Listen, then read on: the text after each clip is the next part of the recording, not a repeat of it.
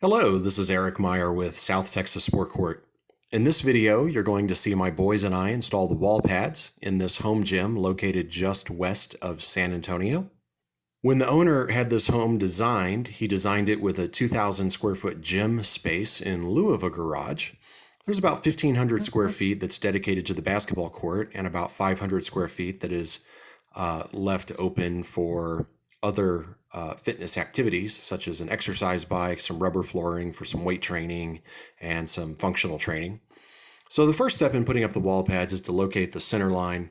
Now, on this project, we had installed the basketball goal the week prior, so we already knew where the center line was. We simply used a laser to project that center line up the wall and then marked it with some masking tape. And actually, there's some Sharpie marker on the masking tape that shows us where the center line is. The 2x4s that are laying on the floor, I'm using those as a spacer to elevate the wall pads off of the concrete floor slab about 5 inches.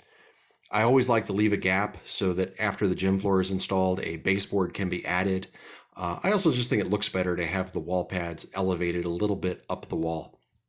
Now, this particular gym has plywood walls. It's 3/4 inch plywood, so we've got a nice sturdy wall surface to anchor these pads to. These pads have a flange, so it's called a nail lip, but it's a little flange at the top and the bottom, or you might call it a shoulder, that we can put a screw through to hold these pads up. If we were anchoring to drywall, we would use a different anchoring system and we would use a pad that with a slightly different design. But if we've got a firm surface such as plywood that we can anchor to, then having that nail lip at the top and bottom is ideal, cost effective, and very efficient for installation. So we start at the middle, working our way out. We like to make sure that the wall pads are plumb and are level across the top and the bottom.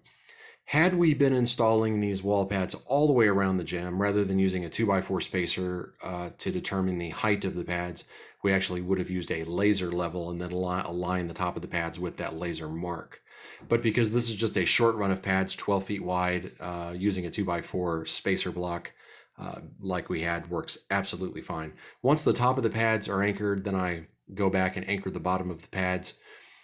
Very simple, fast process. I think we had all of the pads on this project put up in maybe about an hour, possibly 90 minutes.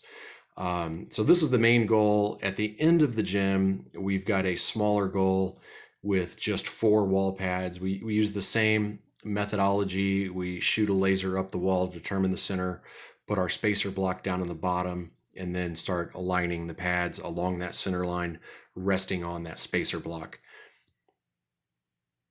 It's important to make sure that that spacer block is level. You cannot always count on the concrete floor slab to be level. In fact, on this project, it wasn't. We had to shim up one side of that spacer block to make sure that the spacer block was level. Again, a very simple process. These wall pads come in a multitude of colors, multitude of sizes. We can get them for columns, for doors, taller, shorter, wider, just about every application imaginable. So that's it for installing wall pads directly on a plywood wall. The process is a little bit different. Like I said, if we're doing on drywall, we'll have another video at some point that shows that. Thanks so much for tuning in. Be sure to like this video or subscribe to our channel. We will have another video coming that shows the installation of the gym floor. Thanks so much for tuning in. God bless.